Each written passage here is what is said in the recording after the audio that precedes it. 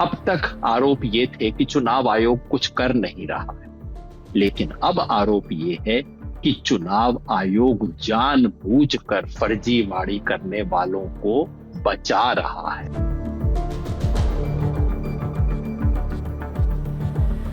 आज नेता प्रतिपक्ष राहुल गांधी ने एक और प्रेस कॉन्फ्रेंस की, एक और पर्दाफाश किया, चुनाव आयोग के सामने एक और सवालिया निशान लगाया। पहले लगता था एक घटना है, फिर लगा कि ये तो एक लड़ी बन रही है, और अब तो लगता है झड़ी लग गई। रोज चुनाव आयोग की गलतियों, गड़बड़ियों, फर्जीवाड़े के प्रमाण आ रहे हैं। रोज पाप का घड़ा भरता जा रहा है। आज जो खुलासे किए हैं राहुल गांधी ने, ये नवीनतम खुलासे, नई तरह के खुलासे। याद रखिए, एक ही आरोप बार बार अलग अलग जगह पे दोहराया नहीं जा रहा है। हर जगह पे कुछ नए खुलासे हो रहे हैं। आज जो राहुल गांधी ने कर्नाटका की आलंद और महाराष्ट्र की राजौरा विधानसभा क्षेत्र के बारे में जो आरोप लगाए हैं और प्रमाण दिए, वो पिछली बातों से भिन्न है। पहले वोट जोड़ने के, फर्जी वोट जोड़ने के आरोप थे। आज बड़े पैमाने पर फर्जी वोट काटने के आरोप लगे। पहले मामला सिर्फ इतना था कि कुछ लोगों ने जानबूझ के किसी एक विधानसभा क्षेत्र के अंदर गड़बड़ी की है। आज के अगर आरोप सही हैं, और जो इससे पता लग रहा है कि ये तो पूरी एक फैक्ट्री खुली हुई है, फर्जीवाड़े की फैक्ट्री के प्रमाण पहली बार मिले हैं। यानी कि एक जगह नहीं, पता नहीं कितनी जगह इस फैक्ट्री से माल सप्लाई हो रहा होगा। अब तक आरोप ये थे कि चुनाव आयोग कुछ कर नहीं रहा है, लेकिन अब आरोप ये है कि चुनाव आयोग जानबूझकर फर्जीवाड़ी करने वालों को बचा रहा है। चुनाव आयोग की मिली भगत है इस फर्जीवाड़े में। आज के आरोपों पे विस्तार से चर्चा करने से पहले आपको बता दूं कि ये पहला आरोप नहीं। कम से कम 4 गंभीर आरोप आ चुके हैं। वोट चोरी के 4 बड़े तरह के प्रमाण हमारे सामने आ चुके हैं। पहला प्रमाण, वो जिसके बारे में पूरा देश जानता है, फर्जी वोट का, जो वोट चोरी का पहला प्रमाण कर्नाटका के बेंगलोर से महादेवपुरा नामक असेंबली कॉन्स्टिट्युएंसी जो थी, बहुत बड़ी कॉन्स्टिट्युएंसी है, उसके अंदर 6 लाख वोटर हैं। उसके बारे में राहुल गांधी ने प्रेस कॉन्फ्रेंस की थी, पूरे प्रमाण दिए थे, लाख वोट के प्रमाण दिए थे। आरोप क्या था कि इस 6 लाख की कॉन्स्टिट्युएंसी में 1 लाख से अधिक, 1,250,000 ऐसे वोटर जोड़े गए थे जिनके पहली नजर में फर्जी होने का संदेह होता है। और क्यों संदेह होता है? क्योंकि ऐसे वोटर थे जिनके पते फर्जी थे, एक ही पते पर न जाने कितने वोटर दिख रहे थे, डुप्लीकेट दिख रहे थे, और नए वोटर जो कि 18, 19, 20 साल के होने चाहिए, उसका फॉर्म इस्तेमाल करते हुए बुजुर्ग लोग अपना नाम शामिल कर रहे थे। इस तमाम तरह के एविडेंस राहुल गांधी ने रखे। 1 लाख से अधिक वोटर की हेराफेरी का आरोप राहुल गांधी ने देश के सामने रखा था। और उसमें जवाब क्या मिला? जवाब मिला कि चुनाव आयोग ने पलट के राहुल गांधी से एफिडेविट मांगा। कहा, तुम एफिडेविट दो, नहीं तो देश से माफी मांगो। याद है आपको जो शानदार डायलॉग हमारे मुख्य चुनाव आयुक्त साहब ने दिए थे प्रेस कॉन्फ्रेंस के अंदर? ये हिंदी की कहावत है ना, उल्टा उल्टा चोर कोतवाल को डांटे। तो इतने गंभीर आरोप लगे, जिसके जवाब में चुनाव आयोग ने कहा, तुम एफिडेविट लाओ, हम क्या कर सकते हैं। और मजे की बात यह है कि पता लगा कि समाजवादी पार्टी ने एफिडेविट दिए थे। चुनाव आयोग ने प्रेस कॉन्फ्रेंस में कहा, नहीं नहीं नहीं, समाजवादी पार्टी ने कोई एफिडेविट नहीं दिए। समाजवादी पार्टी ने एफिडेविट देने का प्रूफ देश के सामने रख दिया। तो पता लगा जिन्होंने एफिडेविट दिए थे उन पे भी कोई कार्रवाई नहीं हुई। तो पहले क्या क्लेम था कि एफिडेविट दो तो कार्रवाई करेंगे, पता लगा एफिडेविट देने वालों पे भी कार्रवाई नहीं। ये किस्सा महादेवपुरा का था, वोट चोरी का पहला बड़ा प्रमाण जिसपे अब तक कोई कार्रवाई नहीं हुई है, कोई जांच नहीं हुई है। जिस जांच के लिए चुनाव आयोग को कुछ करने की जरूरत नहीं थी, केवल एक इंटरनल कार्रवाई का निर्देश देना था कि इतने लाख कैसे जुड़े, इसको देखो। किसी को नोटिस देने की जरूरत नहीं थी, चुनाव आयोग स्वयं ये सब काम कर सकता था। क्यों नहीं किया? आप सोचिए। वोट चोरी का दूसरा प्रमाण महाराष्ट्र के पनवेल विधानसभा से, और ये शिकायत करने वाले कांग्रेस के नहीं, पीडब्ल्यूपी शेतकरी कामगार कामगार पक्ष जो है वहां की एक पार्टी, उस पार्टी के कैंडिडेट ने इसका प्रमाण रखा था। और इंपॉर्टेंट बात यह है कि उन्होंने इसकी शिकायत और प्रमाण चुनाव होने से पहले दिया था। चुनाव आयोग कह रहा है ना कि अरे हार जाते हो उसके बाद तुम शिकायत करते हो, नहीं साहब, ये पूरा का पूरा आरोप और इसके सारे प्रमाण चुनाव से पहले दिए गए। आरोप क्या था? आरोप था कि उन्होंने बताया कि हमारी कॉन्स्टिट्युएंसी में हमें कम से कम 85,000 से अधिक डुप्लीकेट नाम दिख रहे हैं। डुप्लीकेट का मतलब ऐसे लोग जिनका मेरे ही असेंबली क्षेत्र में एक से ज्यादा जगह पे नाम, या ऐसे लोग जिनका पड़ोस की असेंबली कॉन्स्टिट्युएंसीज के अंदर नाम है। उन्होंने बाकायदा 85,000 से अधिक लोगों की सूची दी। एग्जैक्टली आपको मैं आंकड़ा बताऊं, उन्होंने दिए थे ये 85,211 डुप्लीकेट नामों की सूची दी। कुछ नहीं हुआ, ये नाम हटाए नहीं गए, चुनाव हो गया, वो कैंडिडेट चुनाव हार गया। अब इलेक्शन पिटीशन चल रहा है, जैसा आप जानते हैं पिटीशन कम से कम 4-5 साल चलता है, और अगर वो पिटीशन में जीत भी गए तब तक इस विधानसभा की कार्यवाही समाप्त हो जाएगी। चुनाव आयोग ने कुछ नहीं किया। वोट चोरी का तीसरा सबूत, जिसके बारे में चर्चा कम होती है लेकिन जो मेरे विचार से सबसे पुख्ता सबूत है, वो है उत्तर प्रदेश की कुंदरकी विधानसभा का, जहां उपचुनाव हुआ। कुंदरकी एक ऐसा विधानसभा क्षेत्र है जो सपा का बहुत मजबूत विधानसभा क्षेत्र है। 2022 में जब सपा प्रदेश में हारी, लेकिन कुंदरकी में जीती थी, 16% के मार्जिन से जीती थी, छोटे मोटे मार्जिन से नहीं जीती थी। लोकसभा चुनाव हुआ 2024 में, फिर सपा यहां पे लीड की। लेकिन लोकसभा चुनाव के बाद यहां विधानसभा का उपचुनाव हुआ, और देखिए उपचुनाव के अंदर क्या अजब गजब खेल हुआ, सब कुछ पलट गया। सपा जो कि पिछले चुनाव में 16% से लीड की थी, जीती थी यहां पे 2024 में, 2022 में, वो हार गई, और हारी थोड़े बहुत से नहीं, 65% वोट से हार गई। 65% वोट, समझ रहे हैं क्या हुआ? इसकी जांच हुई। जांच करने पे क्या पता लगा? ये इलाका है, ये कॉन्स्टिट्यूएंसी है जिसमें मुसलमानों की संख्या बहुत ज्यादा है। पता लगा तमाम मुस्लिम बूथों पर वोट डिलीशन हुआ था। लोकसभा चुनाव के बाद और विधानसभा का उपचुनाव होने से पहले यहां सिस्टमेटिक डिलीशन हुआ था मुस्लिम बूथों पर। यही नहीं, जिनका वोट बच गया था उनको वोट देने नहीं दिया गया। थानेदार ने, पुलिस ने धमका के लोगों को रखा, बाहर निकलोगे तो देख लेंगे तुम्हें। वोट नहीं पड़े उनके। और जो बीजेपी के स्ट्रांग होल्ड वाले बूथ थे, वहां दोनों चीजें, वहां लोकसभा चुनाव के बाद और विधानसभा चुनाव से पहले वहां दनादन वोट ऐड किए गए, ऐड भी हुए, और वहां पे मतदान भी धड़ल्ले से हुआ। तो 16% डाउन थी बीजेपी, 65% अप हो गई। ये कुंदरकी उत्तर प्रदेश का मामला है, पिछले साल की बात है, लोकसभा चुनाव के बाद की बात। चौथा सबूत है जो हम बार बार पेश कर रहे हैं आपके सामने, वो है एसआईआर बिहार। उसकी लंबी चर्चा नहीं करूंगा क्योंकि मैं बार बार ये बात कह चुका हूं। आपको सामने सिर्फ 4 बात रखना चाहता हूं।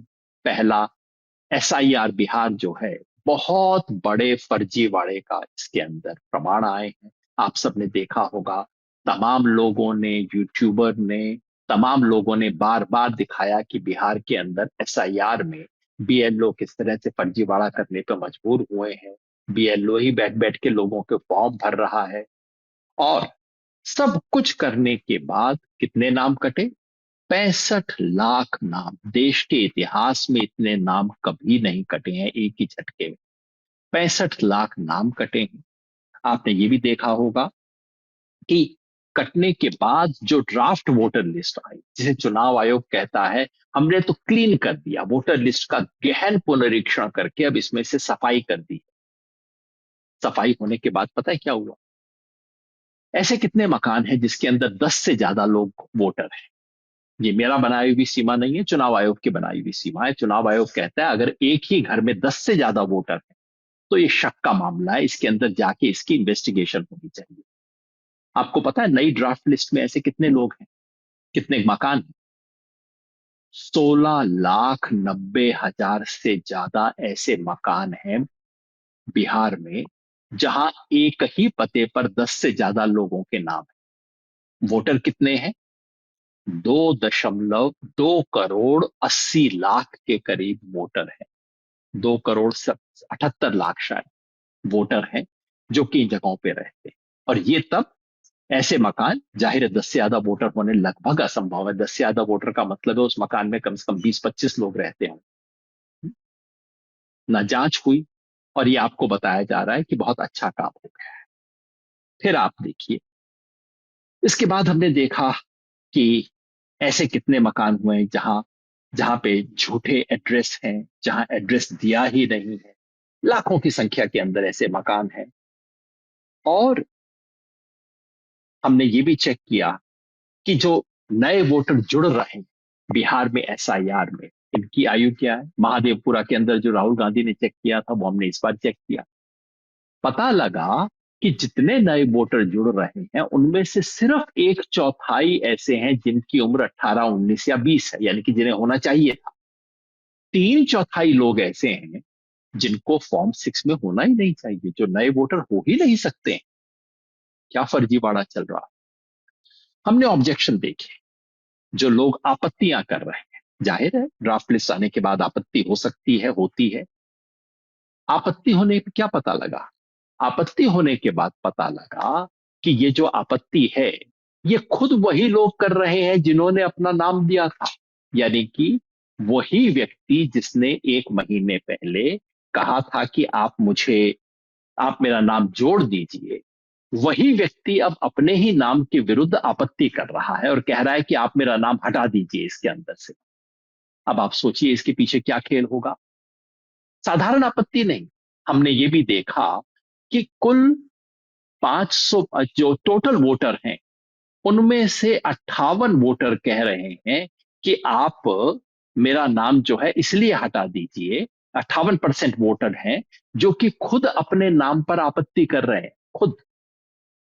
58%, एक दो नहीं।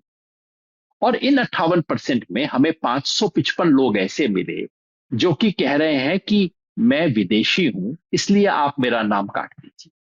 सोचिए, व्यक्ति खुद कह रहा है कि मैं विदेशी हूं, मतलब कह रहा है कि मुझे जेल में डाल दीजिए। 22 लोग ऐसे मिले जिन्होंने लिख के कहा है कि मेरी मौत हो गई है, मेरा नाम आप वोटर लिस्ट से हटा दीजिए। चुनाव आयोग ने क्या किया? चुनाव आयोग ने कहा कि ये शानदार काम हो रहा है, इस जैसा तो कुछ चीज हुई नहीं है। बहुत बड़ी उपलब्धि के रूप में चुनाव आयोग ने इसको पेश किया। अब आज का प्रमाण, ये 4 वोट चोरी के प्रमाण पहले आ चुके हैं। अब पांचवी बात जो कि आज राहुल गांधी ने पेश की। आज राहुल गांधी ने जो चीज पेश की है वो कर्नाटका की एक विधानसभा क्षेत्र है आलंद, वहां के बारे में है।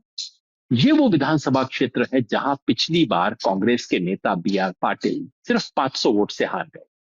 इसलिए मुझे याद है 2023 में जब हम कर्नाटका विधानसभा चुनाव के वक्त काम कर रहे थे तो सबकी निगाह आलंद विधानसभा क्षेत्र पे थी, क्योंकि इसको बिल्कुल मार्जिनल सीट माना जाता था कि बस थोड़े से वोट से इसका फैसला होने वाला है। इस सीट में एक खेल हुआ था, आज राहुल गांधी ने उसके प्रमाण दिए।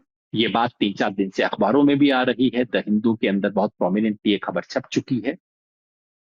खबर ये, मामला ये है कि चुनाव होने से जस्ट पहले 6,000 से ज्यादा वोट काटने की एप्लीकेशन आई। एप्लीकेशन कैसे आई? ऑनलाइन आई। 6,000 से ज्यादा। और ये कौन वोटर थे? 6,018 वोट काटने की अर्जी है। ये कौन वोटर थे? ये वोटर ज्यादातर उन बूथों पे थे जहां कांग्रेस ने लीड किया था, तो कांग्रेस के समर्थक वोटर थे। और हुआ ये कि वहां एक, और उसके बाद जब अर्जी आई वोट कटने की तो लोगों को नोटिस जारी हुए कि भाई तुम्हारे नाम काटने की आई है, आपका नाम क्यों ना काट दिया जाए। उनमें से ज्यादातर लोगों को तो पता भी नहीं लगा, लेकिन एक व्यक्ति को नोटिस पता लग गया, उसको मिल गया। और उसने देखा कि मेरे पड़ोसी ने मेरे नाम पे ऐतराज किया है। तो वो पड़ोसी के पास पहुंच गया, भाई तेने मेरे नाम पे ऐतराज क्यों किया है? पड़ोसी ने बोला, भाई मेरा क्या मतलब, मेरे को तो पता ही नहीं किसने ऐतराज किया, मैं क्या जानता हूं। वहां से भांडा फूटना शुरू हुआ। फिर वो कैंडिडेट बी आर पाटिल के पास गए, जो कि महाराष्ट्र के एक महत्वपूर्ण नेता है, संघर्षों के साथी है, उनके पास गए और उन्हें बताया कि देखिए ये तो आया है, कुछ और लोगों का भी आया होगा क्या। फिर उन्होंने पता करना शुरू किया तो उन्हें पता लगा कि 6,000 लोगों के नाम काटने की अर्जी आई। उन्होंने तुरंत उसके विरुद्ध प्रोटेस्ट किया और वो नाम नहीं कटे, कटे नहीं है वो नाम। और बी आर पाटिल मुश्किल से 10,000 वोट से वो चुनाव जीते। मतलब कि अगर ये 6,000 वोट कट जाते तो वो चुनाव हारने की स्थिति में लगभग आ सकते। खैर, ये हुआ। इसके बाद वहां पे एफआईआर हुई, क्योंकि उन्होंने कहा कि ये तो बड़ा फर्जीवाड़ा हुआ है। बिल्कुल ठीक बात है, फर्जीवाड़ा हुआ है और फर्जीवाड़े के खिलाफ शिकायत की गई, इस पे एफआईआर दर्ज हुई। जो वहां के चुनाव अधिकारी थे उन्होंने एफआईआर दर्ज की। एफआईआर दर्ज करने के बाद उन्होंने चुनाव आयोग से, एफआईआर जब दर्ज हो गई तो पता करना है कि भाई कहां से आया। ऑनलाइन है। जिन लोगों के नाम से पूछा गया था, जिन लोगों के नाम से शिकायत आई थी, सब लोगों ने कहा जी हमें तो पता ही नहीं, हमने तो कोई शिकायत की नहीं, पता नहीं मेरे नाम से किसने कर दी। फोन फर्जी निकले, पीछे के पते फर्जी निकले, लेकिन ऑनलाइन हुई थी, इसका मतलब आईपी एड्रेस था। एक तरफ डायनेमिक आईपी एड्रेस आया। तो फिर जरूरत थी कि इस डायनेमिक आईपी एड्रेस के पीछे का डिवाइस क्या था, इस फाइनल आईपी डेस्टिनेशन क्या था, डिवाइस क्या था।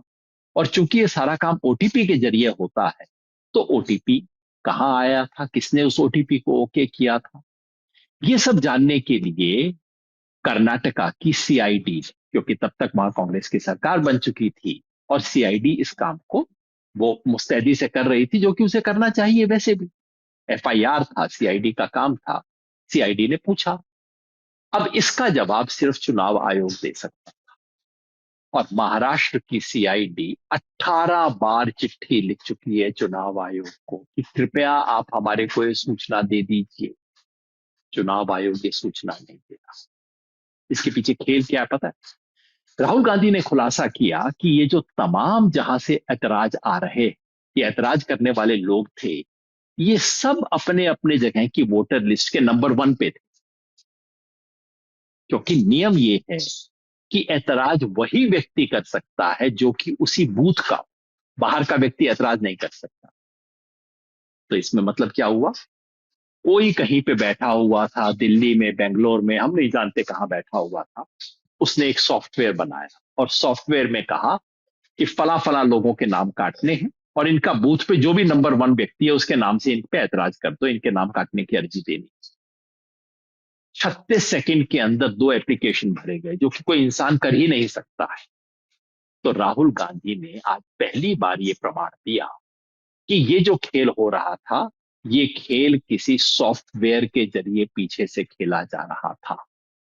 सॉफ्टवेयर के जरिए कौन ये खेल खेल रहा था, इसका पता तभी लगेगा जब आपको डेस्टिनेशन आईपी एड्रेस पता लगेगा, जब आपको उसके पीछे का फोन नंबर पता लगेगा, ओटीपी किसको मिला, किसने उसको हैंडल किया, ये पता लगेगा, और किस डिवाइस से ये सारा काम किया गया ये पता लगेगा। लेकिन ये डिवाइस बताएंगे नहीं। चुनाव आयोग ने अब तक नहीं किया। तो मामला अब तक सिर्फ ये था कि चुनाव आयोग को कार्रवाई करनी चाहिए थी, चुनाव आयोग ने जांच नहीं की, कार्रवाई नहीं की। यहां तो चुनाव आयोग की मिली भगत का प्रमाण मिल रहा है कि चुनाव आयोग जानबूझकर बैठा हुआ है। अब चुनाव आयोग का जवाब आ गया है, औपचारिक नहीं है। चुनाव आयोग के सारे जवाब आजकल सूत्रों के जरिए आते हैं, मेरे ख्याल में सूत्रों के जरिए है, लेकिन मैंने खुद नहीं देखा, हो सकता है औपचारिक। जवाब क्या है? चुनाव आयोग कहता है, 2 तरह के जवाब देता है। आपने वैसे एक चुटकुला सुना? कोर्ट में वकील, एक आदमी जज से, जज साहब ने एक आदमी से पूछा कि अरे, तुमने इस आदमी को डंडे से मारा था? तो जज के सामने उस आदमी ने जवाब दिया, सर मेरे को 2 बात कहनी है। नंबर 1, तो मैं उस दिन शहर में था ही नहीं, मैं तो अपने रिश्तेदार के घर में था। तो जज ने कहा ठीक है, दूसरी बात क्या है? सर दूसरी बात यह है कि पहला थप्पड़ तो इसी ने मेरे को मारा था। आप समझ रहे? इसी का जवाब एग्जैक्टली यही। इसी कहता है कि देखिए ऑनलाइन तो हेराफेरी हो ही नहीं सकती, ऑनलाइन तो डिलीशन हो ही नहीं सकता। और दूसरा कहता है लेकिन एफआईआर तो हमने ही दर्ज करवाई थी ना इसके पीछे। अरे भाई, अगर कोई हेराफेरी थी नहीं तो आपने एफआईआर क्यों दर्ज करवाई? और अगर एफआईआर दर्ज करवाई तो आप काम क्यों नहीं कर रहे हैं? तो कहते हैं ऑनलाइन डिलीशन हो नहीं सकता। कसूर किसको आप उल्लू बना रहे हैं? डिलीशन कोई भी व्यक्ति बाहर से नहीं कर सकता, डिलीशन तो इलेक्शन कमीशन ही करेगा। ऑनलाइन एप्लीकेशन हो सकता है कि नहीं? हो सकता है। इस केस में ऑनलाइन एप्लीकेशन आया था कि नहीं? आया था, आपकी खुद एफआईआर से स्पष्ट है। क्या चुनाव आयोग ने डिलीशन की कार्रवाई शुरू की थी कि नहीं? की थी, लोग खुद अपने मुंह से बोल रहे हैं कि हाँ शुरू हुई थी। लेकिन बाद में चूंकि बी आर पाटिल ने समय पे पकड़ लिया इसलिए रुक गई। तो किसको आप उल्लू बना रहे हैं ये कह के कि ऑनलाइन हो नहीं सकता? और दूसरा, चुनाव आयोग कहता है लेकिन एफआईआर तो हमने ही दर्ज करवाई थी। बहुत अच्छी बात है, आपने दर्ज करवाई थी, यानी कि उस अफसर ने दर्ज करवाई थी जिसको ये शिकायत मिली थी। उस अफसर को धन्यवाद, चुनाव आयोग भी धन्यवाद देना चाहता है तो उसको भी धन्यवाद। लेकिन हुजूर, अगर आपने दर्ज करवाई थी तो अब आप फॉलो अप क्यों नहीं कर रहे हैं? जब आपसे वो प्रश्न पूछा जा रहा है कि भाई आप और ये बताइए किस मशीन से ये सारी हेरा फेरी हुई, वहां तक पहुंचने में हमें मदद कीजिए। आप 1.5 साल से इस सवाल का जवाब क्यों नहीं दे रहे? क्या खतरा है? कौन सी मशीन है? किस हेडक्वार्टर से काम कर रही है? कहीं बहुत बड़ा खेल तो नहीं है जो कि पर्दा जो उठ गया तो खेल खुल जाएगा? कहीं ये मामला तो नहीं है? जितना जल्दी से, जितनी तत्परता से आप राहुल गांधी के सवालों का जवाब दे देते हैं, घंटे भर में बीसी का जवाब आ गया, उतनी तत्परता से आप कर्नाटका की सीआईडी का जवाब क्यों नहीं देते? तो वोट चोरी का खेल गहरा होता जा रहा है, बड़े सवाल पूछे जा रहे हैं। और अब सवाल ये आ रहा है कि ये चोरी है कि डकैती? सवाल इसलिए पूछा जा रहा है क्योंकि चुनाव आयोग जो जो सबूत चाहिए उन सबूतों पे अब चुनाव आयोग बैठा हुआ है। चुनाव आयोग राहुल गांधी से कहता है तुम साबित करो कि जो लोग फर्जी के थे उन्होंने वोट दिया कि नहीं। इसका एविडेंस तो आपके पास है, आप बैठे हुए हो, आप दो ना इसका एविडेंस, आप साबित करो ना। चुनाव आयोग कहता है एसआईआर में कि आप साबित करो कि गड़बड़ी है। अरे आप तो सूचना नहीं दे रहे, सूचना सिर्फ आपके पास है, हमारे पास तो सूचना नहीं है। चुनाव आयोग ने जितने लोगों को नोटिस दिया है उसकी कोई लिस्ट देने को तैयार नहीं। जितने लोगों का नाम ऐड और डिलीट हुआ है उसमें से आधे भी लोगों का नाम आज तक चुनाव आयोग ने सार्वजनिक नहीं किया है। आप सूचना देते नहीं हो, फिर हमसे प्रमाण मांगते हो। और यही नहीं, जनता को सूचना देने के जो नियम है वो नियम चुनाव आयोग बदल रहा है। पहले नियम था कि आप सीसीटीवी मांग सकते हो फुटेज, अब चुनाव आयोग ने नियम बदलवा दिया है ताकि आप मांग ना सको। ये क्या छुपाने के चक्कर? धीरे धीरे चुनाव आयोग के इस महान संवैधानिक संस्था, जो एक जमाने में पूरे देश के लोग सर उठा के देखते थे कि हाँ संस्था हो तो ऐसी, इस महान संस्था को की साख को आज मिट्टी में मिलाया जा रहा है। और पलट के जो लोग इसका प्रमाण देते हैं, पलट के उन पे आरोप लग रहे हैं। आज किसी बीजेपी के नेता ने कह दिया राहुल गांधी भारत में वही करवाना चाहते हैं जो कि बांग्लादेश और नेपाल में हुआ। पलट के ये नहीं पूछते हैं कि चुनाव आयोग वो काम कर रहा है जो कि बांग्लादेश के चुनाव आयोग ने किया था, जिसकी वजह से बदनाम हो गया, जिसकी वजह से वहां इंटरिम सरकार सुप्रीम कोर्ट चलाया करता था। तो उल्टा चोर कोतवाल को डांटे, ये स्थिति हो गई। लेकिन जनता देख रही है, आप देख रहे हैं, हम देख रहे हैं। और अभी तो नेता विपक्ष राहुल गांधी कहते हैं कि हाइड्रोजन बम तो उन्होंने फोड़ा ही नहीं है। पाप का घड़ा धीरे धीरे भर रहा है, हम सबको निगाह रखनी है और वोट के अपने अधिकार की रक्षा के लिए संघर्ष करना है।